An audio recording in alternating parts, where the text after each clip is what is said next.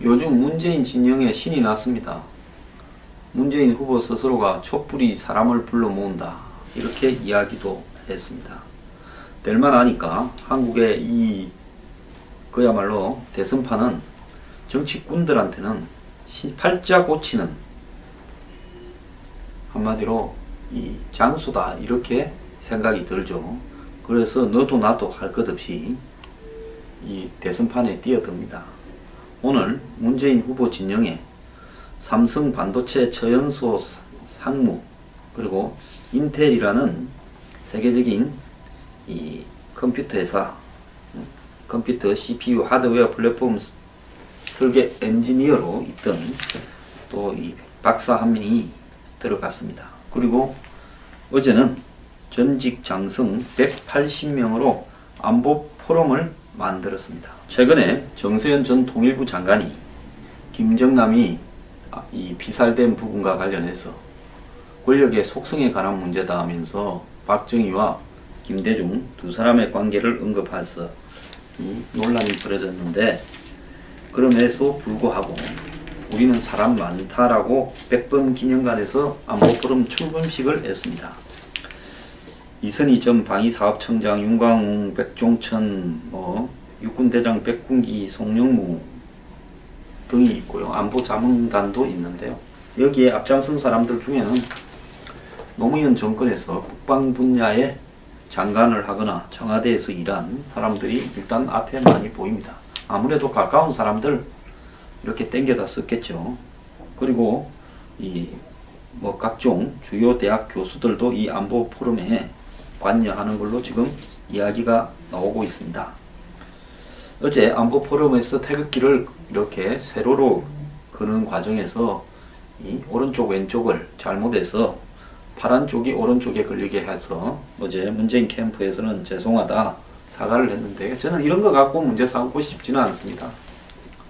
그건 국민들이 판단할 문제겠지요. 문제는 태극기를 거꾸로 걸든 밑으로 걸든 뒤로 걸든 그건 상관없는데요. 사고는 똑바로 해야 되지 않겠습니까? 문무보는 이날 행사에서 이명박 박근혜 정권은 끊임없는 색깔론으로 국민을 분열시켜 안보를 허약하게 만든 가짜 안보 세력이고, 우리야말로 안보를 제자리에 갖다 놓을 진짜 안보 세력이다 라고 이야기를 했고요. 자신은 제대로 된 국가관과 애국심이 없는 세력과 맞서고 병력 멘탈자를 고위직에서 완전히 배제하겠다 했고, 특전사 출신이라서 특전사 동기생으로부터 군번줄을 받았고 애국가도 사절까지 부렀다. 근데 중요한 것은요, 안보 포럼을 만들어서 애국가 사절까지 부르는 거, 태극기를 똑바로 거는 거, 더 나아가서 군대 갔다 왔다라는 게 중요한 게 아니라 그건 기분입니다. 저요 군대 갔다 왔습니다. 저요 애국가 사절까지 부를 줄 알고 태극기 똑바로 딸 줄 압니다. 중요한 거는요, 본인이 대통령이 되었을 때 안보 문제와 관련해서 뭘 어떻게 하겠다라는 자신의 공약과 거기에 담겨있는 가치가 중요하다는 겁니다. 문재인 후보요, 안보 포럼 만들어서 1000명이 아니라 10,000명, 10만 명을 모으더라도 자신의 안보와 관련된 공약이 방향이 잘못 가 있다면 그것은 무의미한 겁니다. 사드 배치 반대한다면 문 후보 중국과 미국 사이에 중간에서 노무현 전 대통령처럼 왔다리 갔다리 하겠다는 거 아닙니까? 노무현 전 대통령이 동북아 균형자 이야기하면서 왔다리 갔다리 했고요. 또 북한에도 왔다리 갔다리 했고 그러지 않았습니까? 그래서 안보가 튼튼히 되었습니까? 그 정권에서 안보와 관련해서 뭔 일이 벌어졌습니까? 간첩이 안 잡혔습니다. 하나도. 간첩이 없는 정권이 되지 않았습니까? 큰 간첩들을 그냥 아주 작게 만들어 가지고 조그맣게 그냥 처벌하지 않았습니까? 제대로 된 간첩은 하나도 안 잡혔죠. 자, 제가 그때 간첩을 잡던 사람들한테 이야기를 들은 게 있습니다. 그야말로 간첩들이 활개를 치고 다닌 시절이었다. 간첩을 잡는 부분이 부담스러웠다. 그 정권에서 여기 있는 저는요, 미국 스파이로 몰려서 개고생을 했습니다. 북한 간첩이 활개를 치는데 미국 간첩이라니요. 제가 전시작전권 반대하고 좀 그러다가 글이 됐습니다. 제 문제에 대해서 이야기 좀 해보십시오. 어째서 이런 일이 생겼는가요? 자, 그런데 사드 배치 반대한다고 이야기합니다. 말 꼬고 있지만은 사드 배치 반대입니다. 전시작전권 환수하겠답니다. 분담금 못 올려주겠답니다. MD 들어가면 안 된다고 합니다. 국가보안법 다시 고려하자는 입장 아닙니까? 명확하게 말하세요. 개성공단을 100만 평에서 2천만 평으로 확대하겠다고 합니다. 개성공단을 어떻게 열 수 있는지, 열었을 때 유엔이나 미국하고의 관계는 어찌 될 것인가에 대해서 말하지 않습니다. 사드 배치를 반대했을 때 미국하고의 관계는, 주한미군은 어떻게 될 것인지 말하지 않고 있습니다. 저는 문재인 후보를 한 번도 종북이라고 말하지 않았습니다. 앞으로도 웬만하면 증거가 없을 때는 절대로 그런 말을 안 쓸 겁니다. 그분 특전사 갔다 왔다라는 거, 뭐 잡혀갔던 데모하다가, 저도 데모하다가 잡혀갔고요. 어쨌든 결과가 중요하죠. 그 특전사 사병으로 제대했다. 인정할 만합니다. 자, 자신이 군대에 갔다고 해서 자신이 보냈던 군대 시절에 대한 가치와 그를 통한 자부심을 가지고 그것이 본인의 사고에 반영돼야 안보가 투철하고 군대 경력을 자랑할 수 있지요.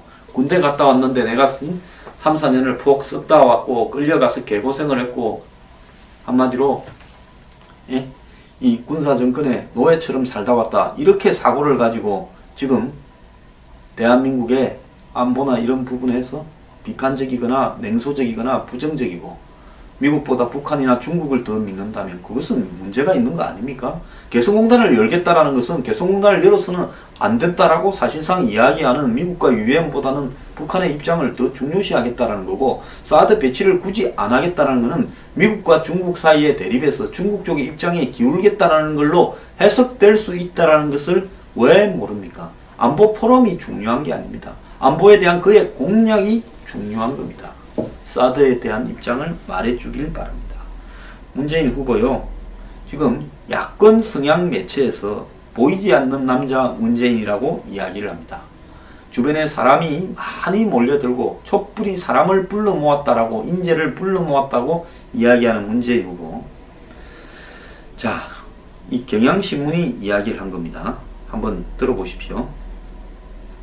문재인이 당대표 경선에 나갔을 때만 해도 많은 이들이 그를 불안해했다. 당을 이끌 역량이 있을까 반신반의했다. 분당 사태가 있었으니 리더십의 한계를 드러냈다고 할 수 있지만 안철수 의원 국민의당이 떨어져 나간 겁니다.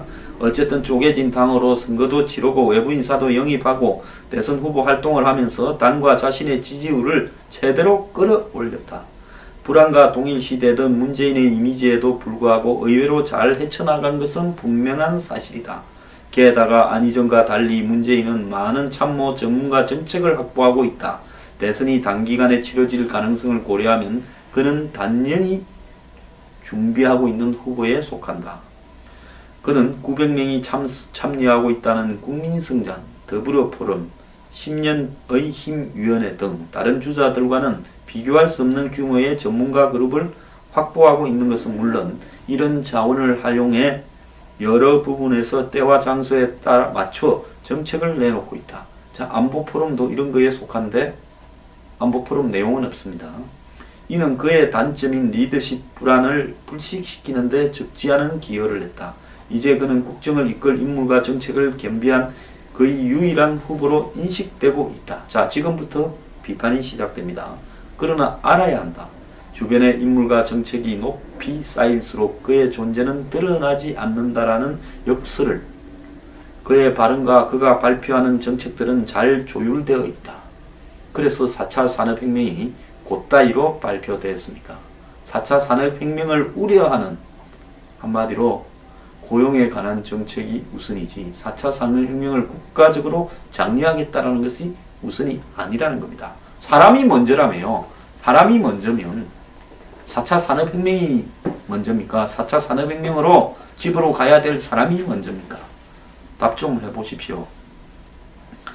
하지만 누군가가 조언한 것을 그가 대신 발표한 것 같다는 인상을 지울 수 없다. 제가 그랬지 않습니까? 무선 마이크 끼고 넥타이 매지 않은 채 스티브 잡스가 흉내낸다고 스티브 문서가 되는 것은 아닙니다. 자, 때로는 신중하고 조심스럽게, 때로는 과감하게 말하지만 이 모두 그 자신의 신경과 근육을 움직여서가 아니라 누군가의 도움으로 연출된 것 같아라는 느낌을 준다. 안희정과는 정반대다. 안희정에는 안희정 자신만 드러나는데 국가를 어떻게 이끌어갈 건가가 안희정에 가려져 있는데, 문재인에는 문재인이 없다는 거. 안희정은 자기만 보이고 문재인은 문재인이 안 보인다는 거죠. 정반대라는 이야기인데요. 그가 국가를 어떻게 끌어갈 것인가 하는 구상들이 문재인을 가리고 있다. 대선 캠페인 기간에는 별 문제가 안 될 거다. 오히려 준비된 후보라는 걸 부각시키는 데는 도움이 될 거다. 그가 대통령이 되었을 때는 다르다.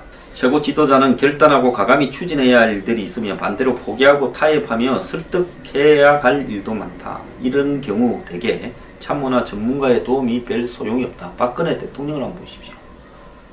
결단을 해야 될 때 결단을 하지 못하고 이 지경까지 왔습니다. 주변에 박 대통령의 수많은 수석과 장관들이 무슨 일을 도와줄 수 있습니까? 지도자의 역량에 속하는 전적인 일이기 때문이다.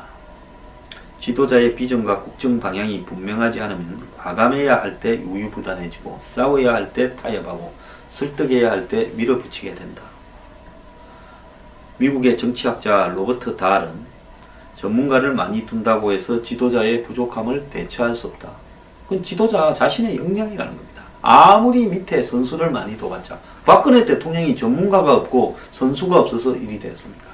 위기가 왔을 때 결국은 자기가 판단해야 되는데 그 판단이 잘못되었고, 평소에 주변에 조언이니 이런 부분은 위기 때는 아무런 필요가 없고 작동하지 않는다는 걸 보여주면서 저렇게 무너져 버리지 않았습니까?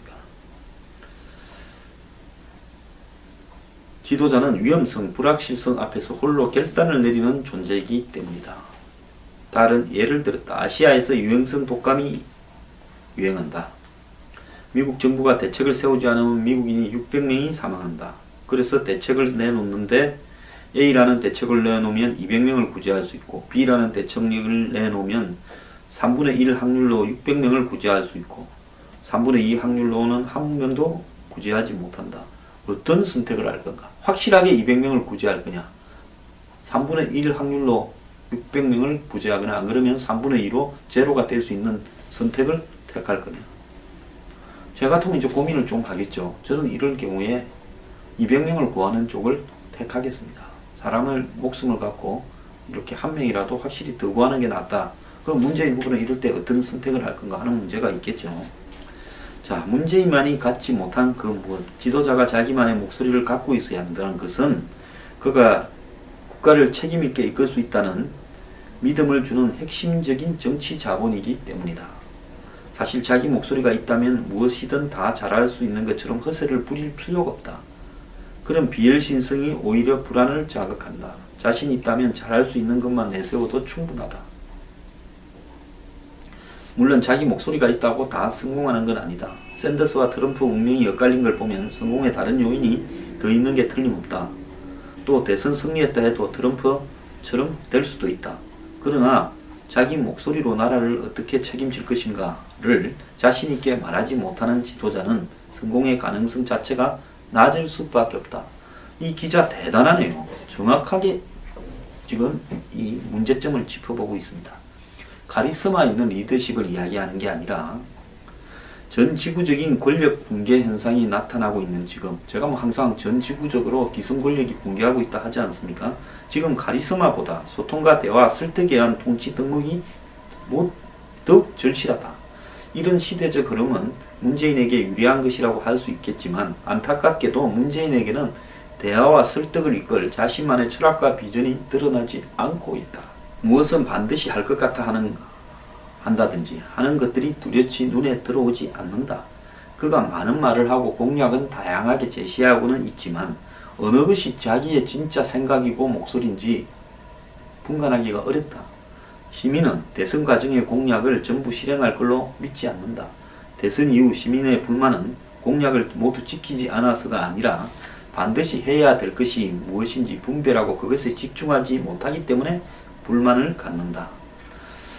자, 치열한 토론이 필요한 이유. 다음 대통령은 과거 정권의 적폐를 청산하는 것은 물론 글로벌 경기 침체, 사회 구조 개혁, 불평등 개선, 한반도 위기 등 산적한 과제를 해결해야 한다. 그렇자면 대통령이 자신의 신념과 비전으로 설득을 할 수 있어야 한다. 이제 대통령은 명령이나 지시, 참모와 관료 조직 동원으로 할 수 있는 게 많지 않다.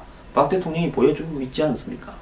대통령이 자신의 몸에 밴 자신만의 비전으로 시민을 이끌어야 한다. 적폐와의 싸움에 나서도록 하기 위해서든 타협을 위해서든 지도자가 나설 일이 많다. 이게 바로 지금 누가 이 덕목을 가지고 있는지 치열한 토론을 하고 검증해야 될 이유다. 이렇게 지금 말을 했습니다. 저는 이 기자가 아주 글을 잘 썼는데요. 그런데 오늘 더 웃기는 이야기가 있습니다. 문재인 캠프나 김어준이 지금 문재인을 테러하려는 집단이 있다는 제보를 받았다라고 밝혔습니다. 김어준이 TBS에서 이야기했는데요. 단독이다. 문재인 캠프와 자기가 자주 연락을 하는데 문재인 캠프에서는 그저께부터 문재인에게 경호인력을 배치한다는 이야기를 들었다.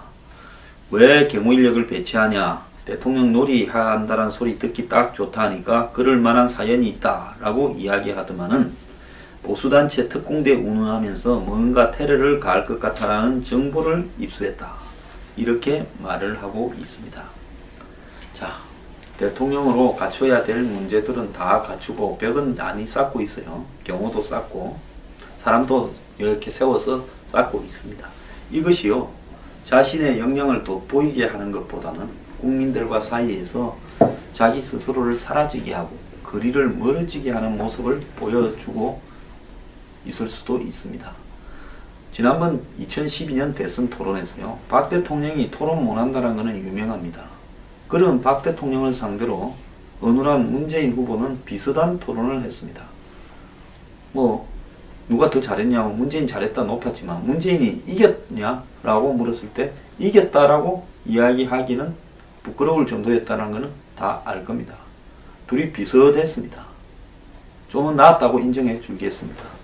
그런데 여기서 중요한 부분은요, 문재인이 지금 이렇게 단독 1위를 질주하는 데는 박 대통령과 새누리당이 스스로 무너져버린 내부의 문제로 터져서 무너져버린 그 결과지, 문재인 후보의 장점과 우위성 때문에 된 부분은 아니라는 겁니다. 문재인 후보 지난 총선 때 본인 스스로가 총선을 돌파할 능력이 없어서 자신이 비대위를 구성케 해서 김종인 대표를 모셔서 위기를 넘기지 않았습니까? 본인은 호남에 가서 말 잘못했다가 두고 참 총선 이후에 결과가 뜻대로 안 돼서 고생을 했죠. 제가 문 후보한테 하고 싶은 이야기는요, 문 후보가 나중에 대통령이 되면 박근혜 대통령 비슷해질 수 있다 이야기 많이 나오고 있습니다. 누가 문재인에게 영향력을 행사하는가? 누가 문재인에게 갑자기 그렇게 중요한 이 사드 문제나 이런 것을 저렇게 말을 하게 하는가? 뒤에 뭐가 있다라고 하는 사람들도 많습니다. 본인이 왜 저렇게 생각하는가? 왜 개성공단 2천만 평을 여기에 이야기했을까? 사드나 개성공단을 이야기 안 해도 문 후보는 솔직히 안 하는 게 더 유익할 건데 그러지 않습니까? 문 후보가 사드 배치한다, 문 후보가 개성공단은 당분간 문을 닫을 수밖에 없다고 말을 한다고, 개성공단은 말 안 해도 되는 거예요. 굳이 말 안 해도 됩니다. 사드는 말을 좀 해야 될 상황인데 그러면 미국하고 합의를 존중할 수밖에 없는데 개인적으로는 좀 문제가 있다고 생각하지만 어쩌겠냐. 일단은 존중하고 그 다음에 배치해놓고 문제점을 해결해 나가겠다. 이렇게 말해서 야당이 좀 시끄럽다 하더라도요, 내부가. 결국 표 찍을 때는 문재인 찍지 누구 찍겠습니까? 그러면 말 안 해도 되는 거를 말을 해서 굳이 분란을 일으키는 부분은 못을 박아야 된다고 누군가가 이야기해주는 이너서클이나 그림자가 있다는 거 아니겠습니까? 박 대통령이 항상 말을 할 때 저 말이 누구의 말이냐? 통일대박. 제가 그때 방송에 있다가 박 대통령이 통일대박을 해서 저게 누구 소리냐고. 누가 저걸 해줬을까? 이렇게 한 적이 있습니다. 최순실 소리 같은데요, 지금 보니까. 문재인 후보, 박 대통령 지금 문제가 남의 일이 아니라는 걸 제가 이야기해주고 싶습니다. 문재인 당신은 누굽니까?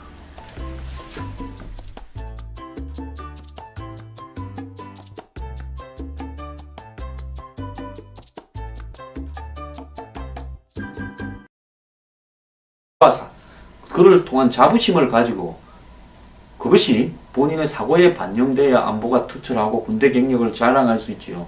군대 갔다 왔는데 내가 3, 4년을 푹 썩다 왔고 끌려가서 개고생을 했고 한마디로 이 군사정권의 노예처럼 살다 왔다. 이렇게 사고를 가지고 지금 대한민국의 안보나 이런 부분에서 비판적이거나 냉소적이거나 부정적이고 미국보다 북한이나 중국을 더 믿는다면 그것은 문제가 있는 거 아닙니까? 개성공단을 열겠다라는 것은 개성공단을 열어서는 안 됐다라고 사실상 이야기하는 미국과 유엔보다는 북한의 입장을 더 중요시하겠다라는 거고, 사드 배치를 굳이 안 하겠다라는 것은 미국과 중국 사이의 대립에서 중국 쪽의 입장에 기울겠다라는 걸로 해석될 수 있다라는 것을 왜 모릅니까? 안보 포럼이 중요한 게 아닙니다. 안보에 대한 그의 공약이 중요한 겁니다. 사드에 대한 입장을 말해주길 바랍니다. 문재인 후보요, 지금 야권 성향 매체에서 보이지 않는 남자 문재인이라고 이야기를 합니다. 주변에 사람이 많이 몰려들고 촛불이 사람을 불러 모았다라고, 인재를 불러 모았다고 이야기하는 문재인 후보. 자, 이 경향신문이 이야기를 한 겁니다. 한번 들어보십시오. 문재인이 당대표 경선에 나갔을 때만 해도 많은 이들이 그를 불안해했다. 당을 이끌 역량이 있을까 반신반의했다. 분당 사태가 있었으니 리더십의 한계를 드러냈다고 할 수 있지만 안철수 의원 국민의당이 떨어져 나간 겁니다. 어쨌든 쪼개진 당으로 선거도 치르고 외부 인사도 영입하고 대선 후보 활동을 하면서 당과 자신의 지지율을 제대로 끌어올렸다. 불안과 동일시되던 문재인의 이미지에도 불구하고 의외로 잘 헤쳐나간 것은 분명한 사실이다. 게다가 안희정과 달리 문재인은 많은 참모 전문가 정책을 확보하고 있다. 대선이 단기간에 치러질 가능성을 고려하면 그는 단연히 준비하고 있는 후보에 속한다. 그는 900명이 참여하고 있다는 국민성장, 더불어포럼, 10년의 힘위원회 등 다른 주자들과는 비교할 수 없는 규모의 전문가 그룹을 확보하고 있는 것은 물론 이런 자원을 활용해 여러 부분에서 때와 장소에 따라 맞춰 정책을 내놓고 있다. 자, 안보포럼도 이런 거에 속한데 안보포럼 내용은 없습니다. 이는 그의 단점인 리더십 불안을 불식시키는데 적지 않은 기여를 했다. 이제 그는 국정을 이끌 인물과 정책을 겸비한 거의 유일한 후보로 인식되고 있다. 자, 지금부터 비판이 시작됩니다. 그러나 알아야 한다. 주변의 인물과 정책이 높이 쌓일수록 그의 존재는 드러나지 않는다라는 역설을, 그의 발언과 그가 발표하는 정책들은 잘 조율되어 있다. 그래서 4차 산업혁명이 곧다이로 발표되었습니다. 4차 산업혁명을 우려하는, 한마디로 고용에 관한 정책이 우선이지 4차 산업혁명을 국가적으로 장려하겠다는 것이 우선이 아니라는 겁니다. 사람이 먼저라며요. 사람이 먼저면 사람은 이럴 때 어떤 선택을 할 건가 하는 문제가 있겠죠. 자, 문재인만이 갖지 못한 그 지도자가 자기만의 목소리를 갖고 있어야 한다는 것은 그가 국가를 책임있게 이끌 수 있다는 믿음을 주는 핵심적인 정치 자본이기 때문이다. 사실 자기 목소리가 있다면 무엇이든 다 잘할 수 있는 것처럼 허세를 부릴 필요가 없다. 그런 비열신성이 오히려 불안을 자극한다. 자신 있다면 잘할 수 있는 것만 내세워도 충분하다. 물론 자기 목소리가 있다고 다 성공하는 건 아니다. 샌더스와 트럼프 운명이 엇갈린 걸 보면 성공에 다른 요인이 더 있는 게 틀림없다. 또 대선 승리했다 해도 트럼프처럼 될 수도 있다. 그러나 자기 목소리로 나라를 어떻게 책임질 것인가를 자신있게 말하지 못하는 지도자는 성공의 가능성 자체가 낮을 수밖에 없다. 이 기자 대단하네요. 정확하게 지금 이 문제점을 짚어보고 있습니다. 카리스마 있는 리더십을 이야기하는 게 아니라 전 지구적인 권력 붕괴 현상이 나타나고 있는 지금, 제가 뭐 항상 전 지구적으로 기성 권력이 붕괴하고 있다 하지 않습니까? 지금 카리스마보다 소통과 대화, 설득에 의한 통치 덕목이 더욱 절실하다. 이런 시대적 흐름은 문재인에게 유리한 것이라고 할 수 있겠지만 안타깝게도 문재인에게는 대화와 설득을 이끌 자신만의 철학과 비전이 드러나지 않고 있다. 무엇은 반드시 할 것 같아 한다든지 하는 것들이 뚜렷이 눈에 들어오지 않는다. 그가 많은 말을 하고 공약은 다양하게 제시하고는 있지만 어느 것이 자기의 진짜 생각이고 목소리인지 분간하기가 어렵다. 시민은 대선 과정의 공약을 전부 실행할 걸로 믿지 않는다. 대선 이후 시민의 불만은 공약을 모두 지키지 않아서가 아니라 반드시 해야 될 것이 무엇인지 분별하고 그것에 집중하지 못하기 때문에 불만을 갖는다. 자, 치열한 토론이 필요한 이유. 다음 대통령은 과거 정권의 적폐를 청산하는 것은 물론 글로벌 경기 침체, 사회 구조 개혁, 불평등 개선, 한반도 위기 등 산적한 과제를 해결해야 한다. 그렇자면 대통령이 자신의 신념과 비전으로 설득을 할 수 있어야 한다. 이제 대통령은 명령이나 지시, 참모와 관료 조직 동원으로 할 수 있는 게 많지 않다. 박 대통령이 보여주고 있지 않습니까? 대통령이 자신의 몸에 밴 자신만의 비전으로 시민을 이끌어야 한다. 적폐와의 싸움에 나서도록 하기 위해서든 타협을 위해서든 지도자가 나설 일이 많다. 이게 바로 지금 누가 이 덕목을 가지고 있는지 치열한 토론을 하고 검증해야 될 이유다. 이렇게 지금 말을 했습니다. 저는 이 기자가 아주 글을 잘 썼는데요. 그런데 오늘 더 웃기는 이야기가 있습니다. 문재인 캠프나 김어준이 지금 문재인을 테러하려는 집단이 있다는 제보를 받았다라고 밝혔습니다.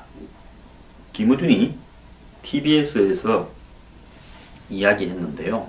단독이다. 문재인 캠프와 자기가 자주 연락을 하는데 문재인 캠프에서는 그저께부터 문재인 4차 산업혁명이 먼저입니까? 4차 산업혁명으로 집으로 가야 될 사람이 먼저입니까? 답 좀 해보십시오. 하지만 누군가가 조언한 것을 그가 대신 발표한 것 같다는 인상을 지울 수 없다. 제가 그랬지 않습니까? 무선 마이크 끼고 넥타이 매지 않은 채 스티브 잡스가 흉내낸다고 스티브 문서가 되는 것은 아닙니다. 자, 때로는 신중하고 조심스럽게 때로는 과감하게 말하지만 이 모두 그 자신의 신경과 근육을 움직여서가 아니라 누군가의 도움으로 연출된 것 같다라는 느낌을 준다. 안희정과는 정반대다. 안희정에는 안희정 자신만 드러나는데 국가를 어떻게 이끌어갈 건가가 안희정에 가려져 있는데 문재인에는 문재인이 없다는 거. 안희정은 자기만 보이고 문재인은 문재인이 안 보인다는 거죠. 정반대라는 이야기인데요. 그가 국가를 어떻게 끌어갈 것인가 하는 구상들이 문재인을 가리고 있다. 대선 캠페인 기간에는 별 문제가 안 될 거다. 오히려 준비된 후보라는 걸 부각시키는 데는 도움이 될 거다. 그가 대통령이 되었을 때는 다르다.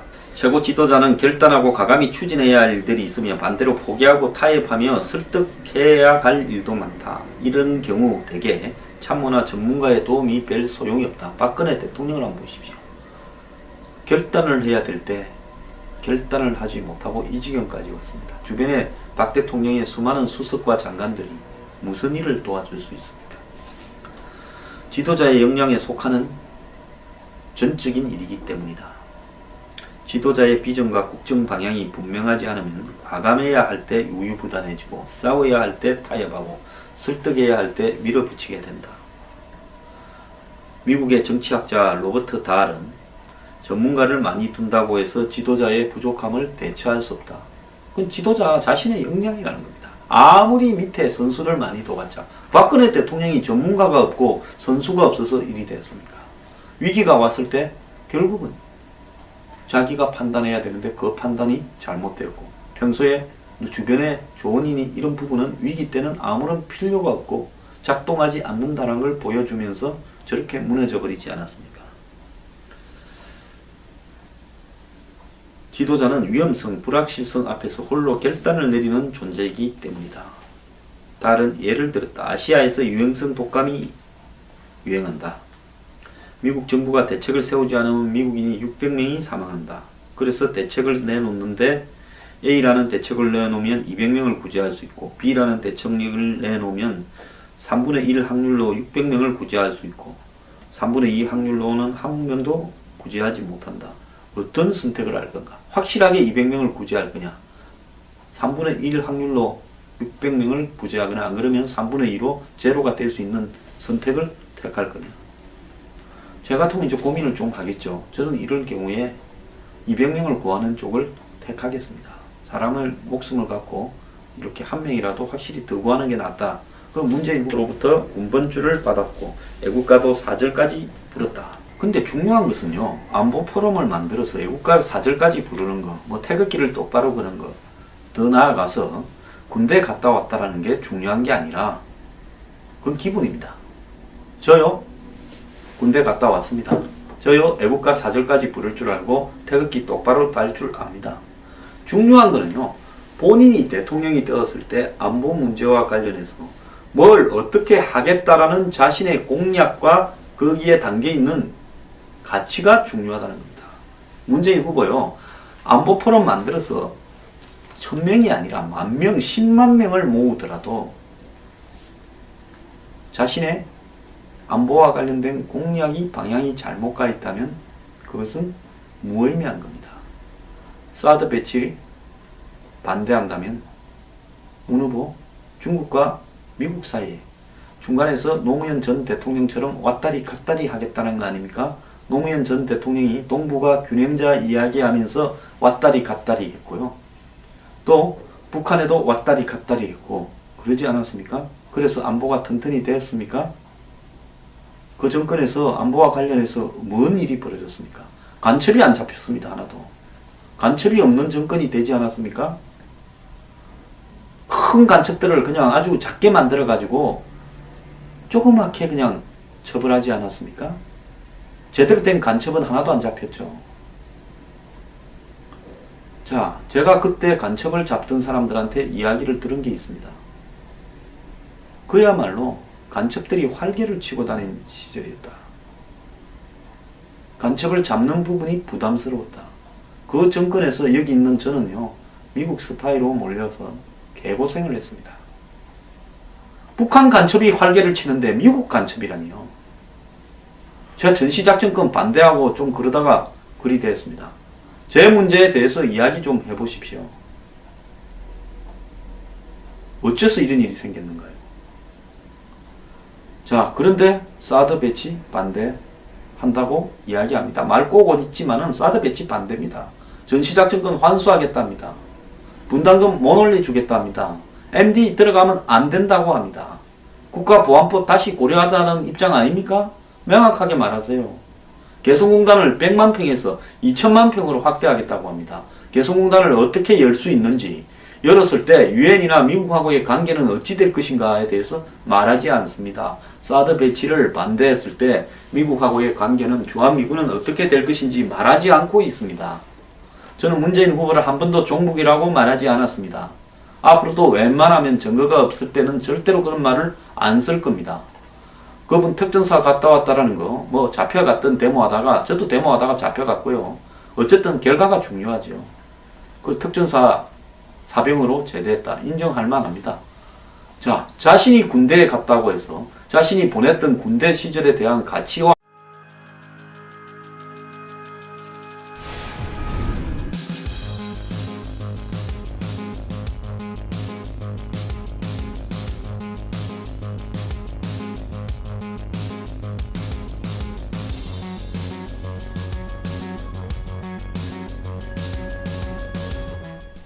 요즘 문재인 진영에 신이 났습니다.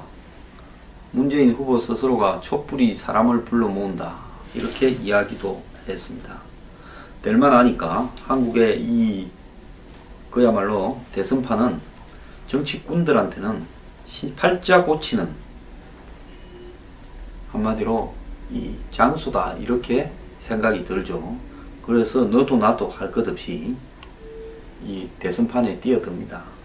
오늘 문재인 후보 진영에 삼성 반도체 처연소 상무, 그리고 인텔이라는 세계적인 이 컴퓨터 회사, 컴퓨터 CPU 하드웨어 플랫폼 설계 엔지니어로 있던 또 이 박사 한 명이 들어갔습니다. 그리고 어제는 전직 장성 180명으로 안보 포럼을 만들었습니다. 최근에 정세현 전 통일부 장관이 김정남이 이 피살된 부분과 관련해서 권력의 속성에 관한 문제다 하면서 박정희와 김대중 두 사람의 관계를 언급해서 논란이 벌어졌는데, 그럼에도 불구하고 우리는 사람 많다라고 백범 기념관에서 안보포럼 출범식을 했습니다. 이선희 전 방위사업청장, 윤광웅, 백종천, 육군대장 백군기, 송영무 등이 있고요. 안보자문단도 있는데요. 여기에 앞장선 사람들 중에는 노무현 정권에서 국방 분야의 장관을 하거나 청와대에서 일한 사람들이 일단 앞에 많이 보입니다. 아무래도 가까운 사람들 이렇게 땡겨다 썼겠죠. 그리고 각종 주요 대학 교수들도 이 안보 포럼에 관여하는 걸로 지금 이야기가 나오고 있습니다. 어제 안보 포럼에서 태극기를 이렇게 세로로 그는 과정에서 이 오른쪽 왼쪽을 잘못해서 파란 쪽이 오른쪽에 걸리게 해서 어제 문재인 캠프에서는 죄송하다 사과를 했는데, 저는 이런 거 갖고 문제 삼고 싶지는 않습니다. 그건 국민들이 판단할 문제겠지요. 문제는 태극기를 거꾸로 걸든 밑으로 걸든 뒤로 걸든 그건 상관없는데요. 사고는 똑바로 해야 되지 않겠습니까? 문무보는 이날 행사에서 이명박 박근혜 정권은 끊임없는 색깔론으로 국민을 분열시켜 안보를 허약하게 만든 가짜 안보 세력이고, 우리야말로 안보를 제자리에 갖다 놓을 진짜 안보 세력이다 라고 이야기를 했고요. 자신은 제대로 된 국가관과 애국심이 없는 세력과 맞서고 병력 멘탈자를 고위직에서 완전히 배제하겠다 했고, 특전사 출신이라서 특전사 동기성